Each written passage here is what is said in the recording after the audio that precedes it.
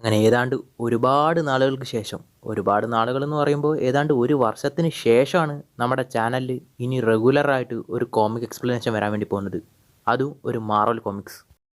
Actually എനിക്ക് കുറച്ച് തിരക്കുകളും കാര്യങ്ങളൊക്കെ ഉണ്ടായിരുന്നു. അതായത് ഞാൻ ഇപ്പോൾ ഓൾറെഡി പഠിക്കുന്നത് നേഴ്സിങ്ങിനാണ്. നിങ്ങൾക്കറിയില്ലായിരിക്കും, എന്നാൽ ഞാൻ പറയുവാണ്, ഞാൻ നേഴ്സിങ്ങിനാണ് പഠിക്കുന്നത്.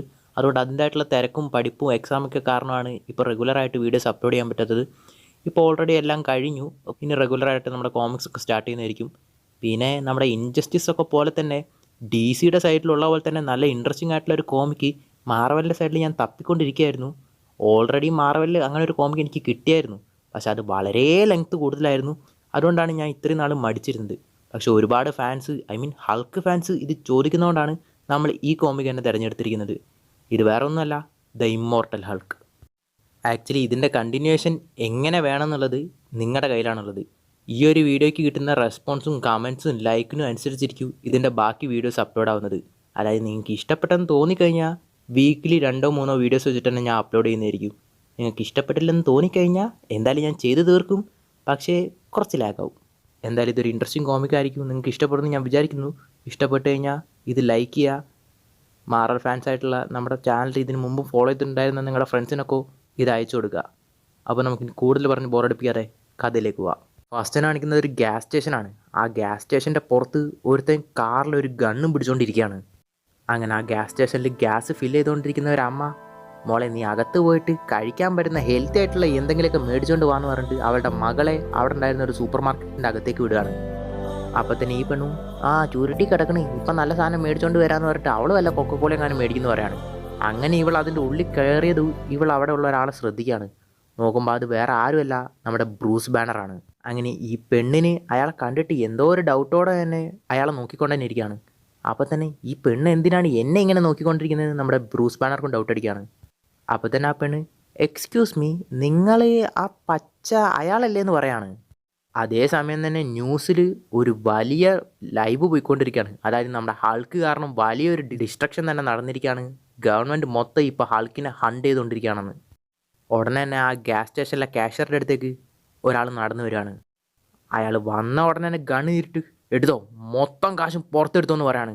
ഉടനെ തന്നെ അവിടെ കോള പിടിച്ച് വെച്ചിട്ടുണ്ടായിരുന്ന ആ പെണ്ണിൻ്റെ കയ്യിലുണ്ടായിരുന്ന ഒരു കുപ്പിച്ചില് പോലത്തെ ഒരു ബോട്ടിൽ താഴെ വീണ് പൊട്ടുകയാണ്. അങ്ങനെ ഈ സൗണ്ട് കേട്ടതും പാനിക്കായ ആ കൊള്ളക്കാരെ ഇയാളെ അറ്റാക്ക് ചെയ്യാൻ പോയിരിക്കുന്നു വിചാരിച്ചിട്ട് അവരുടെ ഗണ്ണെടുത്തിട്ട് അവൾക്ക് നേരെ ഷൂട്ട് ചെയ്യാണ്. അങ്ങനെ ഓൺ ദ സ്പോട്ടിൽ ആ കൊച്ച് വെടികൊണ്ട് വീഴാണ്. പെട്ടെന്ന് തന്നെ നമ്മുടെ ബ്രൂസ് ബാനറിൻ്റെ മുമ്പിലാണ് ആ കൊച്ചിനെ വെടിവെച്ചിട്ടത്. എന്താടാ നീ ചെയ്തതെന്ന് പറഞ്ഞിട്ട് നമ്മുടെ ബ്രൂസ് ബാനറിൻ്റെ കണ്ണൊക്കെ പച്ച കളറിൽ കത്താൻ തുടങ്ങാണ്. ഉടനെ തന്നെ അവൻ നെറ്റിയിൽ തന്നെ നമ്മുടെ ബ്രൂസ് ബാനറിനെ ഷൂട്ട് ചെയ്ത് വീഴ്ത്തുകയാണ്. അങ്ങനെ നമ്മുടെ ബ്രൂസ് ബാനർ ഹൾക്ക് ഫോമിലല്ലാതെ അവനിപ്പോൾ കൊന്നിരിക്കുകയാണ്. അപ്പോൾ തന്നെ അവിടുത്തെ കാഷ്യർ, നീ എല്ലാം എടുത്തോ, ഞാൻ അലാറം അടിക്കുന്നില്ല, നീ ഇവിടുന്ന് പൊക്കോ, ഞാൻ ഒന്നും കണ്ടിട്ടില്ലെന്നോ കാഷ്യർ ഈ കൊള്ളക്കാരനോട് പറയാണ്. എന്നെ കൊല്ലല്ലേ എന്ന് കരഞ്ഞുകൊണ്ട് തന്നെ അയാൾ ഇരിക്കുമ്പോൾ തന്നെ അവൻ അവിടെ ഉണ്ടായിരുന്ന കാശ് എല്ലാം എടുത്തിട്ട് അവിടെ നിന്ന് ഓടി രക്ഷപ്പെടുകയാണ്. അതേസമയം പുറത്തുണ്ടായിരുന്ന അവളുടെ അമ്മ മോളേന്ന് വിളിച്ചിട്ട് അകത്തേക്ക് ഓടി വരികയാണ്. അങ്ങനെ ആ മരിച്ച കൊച്ചിൻ്റെ അമ്മ പോലീസിനെ അറിയിച്ച് പോലീസ് അങ്ങോട്ട് വന്നിരിക്കുകയാണ് ഇപ്പോൾ. അങ്ങനെ പോലീസ് അവിടെ വന്നിരിക്കുമ്പോൾ 3 പേര് അവിടെ മരിച്ചു കിടക്കുകയാണ്. ആരാണ് 3 പേരെന്നല്ലേ? ആ കാഷ്യറിനെയും വെടിവെച്ചിട്ടിട്ടാണ് അവൻ പോയിരിക്കുന്നത്. മാത്രമല്ല സർവൈലൻസ് ക്യാമറ നോക്കിയപ്പോൾ യാതൊരു ഫുട്ടേജും അവർക്ക് കിട്ടുന്നില്ല. ആ കള്ളൻ എവിടെ നിന്നാണ് വന്നത്, എങ്ങോട്ടേക്കാണ് പോയത്, എന്തിനു വേണ്ടിയാണ് ഇത് ചെയ്തതെന്ന് യാതൊരു മോട്ടീവ് ഒന്നും ആർക്കും അറിയില്ല. ആ മരിച്ചവരെയൊക്കെ മോർച്ചറിയിലേക്ക് അയച്ചിട്ട് 2 പോലീസുകാർ സംസാരിച്ചുകൊണ്ടിരിക്കുകയാണ്. വെടിവെച്ചവൻ വെടിവെച്ചിട്ട് പോയി, പക്ഷെ അവനെ നമ്മൾ എങ്ങനെയാണ് കണ്ടുപിടിക്കുക? ആ മരിച്ച കൊച്ചിൻ്റെ അമ്മ അവൻ ഒരു ഗ്രേ കളർ ടീഷർട്ട് ഇട്ടതെന്നാണ് പറഞ്ഞത്. പക്ഷെ ആ ഗ്രേ കളർ ടീഷർട്ട് ഇട്ടിട്ട് മാത്രം നമ്മൾ അവനെ എങ്ങനെ കണ്ടുപിടിക്കുന്നൊക്കെ പറയാണ്.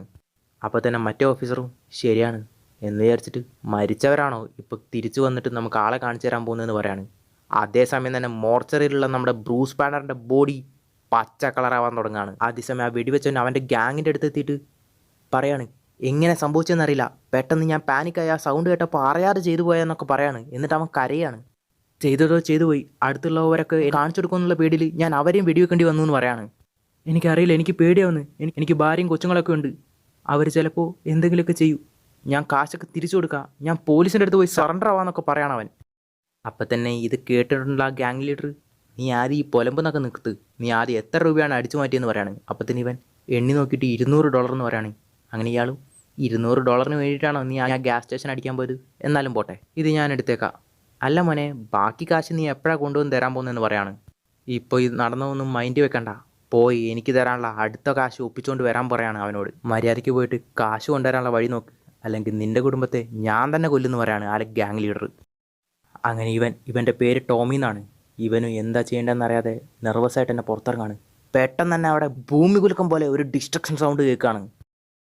ആരടാ ബോംബിട്ട പോലെ ഒരു സൗണ്ട്, പോയി നോക്കടാന്ന് പറഞ്ഞിട്ട് ആ ഗ്യാങ് ലീഡർ എല്ലാവരും പുറത്തേക്ക് അയക്കാണ്. ദേ നോക്കിയേ, പുറത്ത് എന്തോ ഇരുട്ടിൽ ചലിക്കുന്നുണ്ടെന്ന് പറയാണ്. അങ്ങനെ പുറത്തുനിന്ന് എന്തോ കണ്ടിട്ടുള്ള അതിലുള്ള ഒരാൾ, ലീഡർ അവിടെ പുറത്ത് എന്തോ വലുതായിട്ടുണ്ടെന്ന് പറയാണ്. എന്തോ പ്രേതത്തെ പോലെ ഉണ്ട്, അതൊരു ഭൂതം തന്നെയാണെന്ന് പറയാണ്. അപ്പം തന്നെ ആ ബോസും, അത് ഭൂതവും പ്രേതവും ഒന്നല്ല, അത് ഇവനെ നമ്മുടെ കൂടെ കളിക്കാൻ വരുന്നയാ, എടുക്കട ഗണ്ണെന്ന് പറഞ്ഞിട്ട് ഷൂട്ട് ചെയ്യാൻ റെഡിയാവാണ്. അങ്ങനെ ഇത് പറഞ്ഞ് തീർന്നില്ല, പെട്ടെന്ന് തന്നെ ആ ചുമര് ഇടിച്ച് തകർത്ത് 2 വലിയ പച്ചക്കൈ വന്ന് ആ ബോസിൻ്റെ തല ഞളുക്കി കളയാണ്. ഉടനെ തന്നെ എല്ലാവരും ചന്നം പിന്നെ ഷൂട്ട് ചെയ്യാൻ തുടങ്ങാണ്. ആ കൈകൾ അതിനുള്ളിലുള്ള എല്ലാവരും ഞെരിച്ചു കൊന്നു കളയാണ്. അതേസമയം ആ കൊള്ളയടിച്ചവൻ ഓടിക്കൊണ്ട്, ദൈവമേ ഇവൻ ആരാണെന്ന് എനിക്കറിയാം, ഇവൻ എന്താ ചെയ്യാൻ പോകുന്നതെന്ന് എനിക്കറിയാം, ഈശ്വര എങ്ങനെയെങ്കിലും ഇവിടുന്ന് രക്ഷപ്പെടാമെന്ന് പറഞ്ഞിട്ട് ഇവൻ്റെ കാർ തുറക്കാൻ പോകുന്നു. ഇവൻ്റെ കാറിൻ്റെ കീ ഇവൻ്റെ കയ്യിൽ നിന്ന് താഴെ പോവാണ്. അപ്പോൾ തന്നെ, ആരാത്, നിങ്ങൾ എൻ്റെ അടുത്തുണ്ടെന്നറിയാം, ആരാതെന്ന് ചോദിക്കുകയാണ് അവൻ. അപ്പോൾ തന്നെ നമ്മുടെ ഹൾക്ക് അവൻ്റെ മുമ്പിൽ വന്ന് നിൽക്കുകയാണ്. അങ്ങനെ നമ്മുടെ ഹൾക്ക് പറയാണ്, സാൻഡ്ര വെറും 12 വയസ്സുള്ള കൊച്ചു കുഞ്ഞായിരുന്നടാ. ആ സമയത്ത് നിൻ്റെ കയ്യിലുണ്ടായിരുന്ന ഈ ചെറിയ തോക്ക് നിന്നെ ബലശാലിയായിട്ട് നിനക്ക് തോന്നിപ്പിച്ചോ? ആ സൂപ്പർ മാർക്കറ്റിൽ ഒരുപാട് ബലവാനായിട്ട് ഈ ഗണ്ണ് കാരണം നിനക്ക് തോന്നിയിട്ടുണ്ടാവുമല്ലേ? അപ്പം തന്നെ ഇവനും, ഇല്ല അതൊക്കെ ഞാൻ അറിയാതെ ചെയ്താന്ന് പറയുമ്പോൾ തന്നെ നമ്മുടെ ഹൾക്കോരാണ്, നിൻ്റെ ആഴ്മനസ്സിൽ പറ, ഈ ഗണ്ണില്ലെങ്കിൽ നിനക്ക് ആ ശക്തി ഉണ്ടോ എന്ന് ചോദിക്കുകയാണ്. അപ്പം തന്നെ ഇവൻ, ഇല്ല ഞാൻ അറിയാതെ ചെയ്താന്നൊക്കെ പറഞ്ഞുകൊണ്ട് ആ പാനിക്കിൽ തന്നെ ആ ഗണ്ണ് എടുത്തുകൊണ്ട് നമ്മുടെ ഹൾക്കിന് നേരെ തന്നെ ഷൂട്ട് ചെയ്യാണ്. ഓഫ് കോഴ്സ് ഗണ്ണ് എടുത്തിട്ട് ഹൾക്കിൻ്റെ നേരെ എന്താവാൻ. അങ്ങനെ ഹൾക്ക് വരാണ്, ബാക്കിയുള്ളവരെ കൊല്ലുന്നതിലൂടെ നീ ബലവാനാണെന്ന് നിനക്ക് തോന്നിയോ? അല്ല, പിന്നെ നിന്നെ ഞാൻ എങ്ങനെയാണ് കണ്ടുപിടിച്ചതെന്നറിയാവോ? കള്ളം പറയുന്നവരെ എനിക്ക് സ്മെല്ല് ചെയ്യാൻ പറ്റുന്നവരാണ് ഹൾക്ക്. നീ ഒരു ബലശാലിയല്ല, ബലശാലിയാണെന്ന് സ്വയം പറഞ്ഞു പറ്റിക്കുന്ന ഒരു കോഴയാണെന്ന് പറയാണ്. അങ്ങനെയാടാ നിന്നെ ഞാൻ കണ്ടുപിടിച്ചതെന്ന് പറയാണ്. അപ്പം തന്നെ അവനും, ഹൾക്ക് മാമാ എന്നെ വിട്ടേരേന്ന് പറഞ്ഞ് കരയാൻ തുടങ്ങാണ്. എൻ്റെ പൊന്നിയേട്ടാ എനിക്ക് ഭാര്യയും മക്കളുണ്ട്, എന്നെ കൊല്ലല്ലേ, എൻ്റെ വീട്ടുകാർ വഴിയാതാരാവെന്നൊക്കെ പറഞ്ഞിട്ട് അവൻ കരയാൻ തുടങ്ങാണ്. ഞാൻ ജയിലിൽ പൊക്കോളാം, പോലീസിൻ്റെ അടുത്ത് ഞാൻ നടന്നൊക്കെ പറഞ്ഞോളാം, എന്നെ വെറുതെ വിട്ടേക്ക്, ജീവനോടെ വിട്ടാൽ മതി എന്നൊക്കെ പറഞ്ഞ് കെഞ്ചുകയാണ്. അപ്പം തന്നെ അവരും, നിങ്ങൾക്കും ഇതേപോലെ അബദ്ധത്തിൽ തെറ്റുകളൊക്കെ പറ്റിയിട്ടില്ലേ, എന്നെ വെറുതെ വിട്ടേക്കെന്നൊക്കെ അവൻ പറഞ്ഞുകൊണ്ട് തന്നെ നമ്മുടെ ഹൾക്ക് ഒരു ചിരി ചിരിക്കാണ്. That was a creepy smile. അതോടുകൂടി നമ്മുടെ ഹൾക്കിൻ്റെ കൈ അവൻ്റെ നേർക്ക് വരികയാണ്. അടുത്ത ദിവസവും അവിടെ ബാക്കി ജീവനോടുണ്ടായിരുന്ന എല്ലാവരും പോലീസുകാർ വന്ന് അറസ്റ്റ് ചെയ്ത് കൊണ്ടുപോവാണ്. പ്രത്യേകിച്ച് ആ കൊള്ളയടിച്ച ടോമി, അവനിപ്പോൾ കോമയിലാണ്. അവൻ്റെ ബോഡിയിൽ ഒരു എല്ല് പോലും മര്യാദയ്ക്കില്ല, എല്ലാം ഒടിഞ്ഞ് പായസം പോലെയാക്കി വെച്ചിരിക്കുകയാണ്. ഇനി അവൻ ജന്മത്ത് എണീക്കുന്ന പോയിട്ട് ഒന്ന് അനങ്ങാൻ പോലും അവന് പറ്റില്ല. അങ്ങനെ ആദ്യം ഉണ്ടായിരുന്ന ആ ഇൻവെസ്റ്റിഗേഷൻ്റെ അടുത്തുണ്ടായിരുന്ന ഇൻവെസ്റ്റിഗേഷൻ ഓഫീസർ ഇവിടെ വന്നിട്ട് പറയാണ്, ഇവൻ തന്നെയാണ് ആ കൊലകൾ നടത്തിയത്, ഇവൻ്റെ അടുത്ത് തന്നെയായിരുന്നു ആ ഗണ്ണും ഉണ്ടായിരുന്നത്, അതേ ഗണ്ണ് വെച്ചിട്ട് തന്നെയാണ് അവൻ വെടിവെച്ച് കൊന്നത്. പക്ഷേ ആ കൊന്ന അവനെ ഇങ്ങനെ ആരാണ് ആക്കി വെച്ചതെന്ന് ഇവരാലോചിക്കുകയാണ്.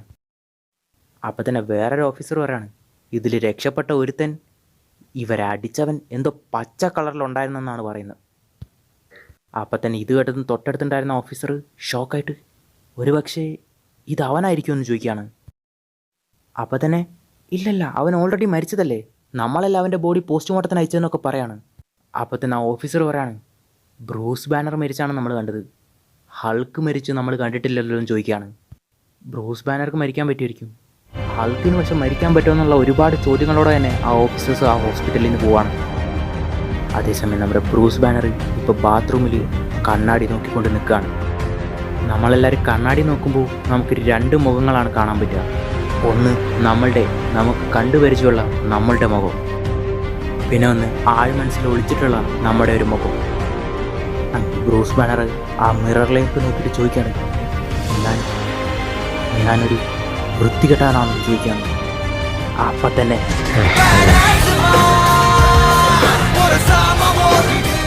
നിങ്ങൾ തന്നെ പറ, ഹൾക്കൊരു വില്ലനാണ്.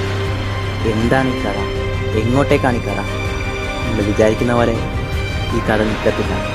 ഇതുവരെ കാണാത്ത ഒരു ഹൾക്കിനെ നിങ്ങൾക്ക് ഇവിടെ കാണാൻ പറ്റും. എന്തൊക്കെ സംഭവിക്കുന്നു നമുക്ക് കണ്ടു.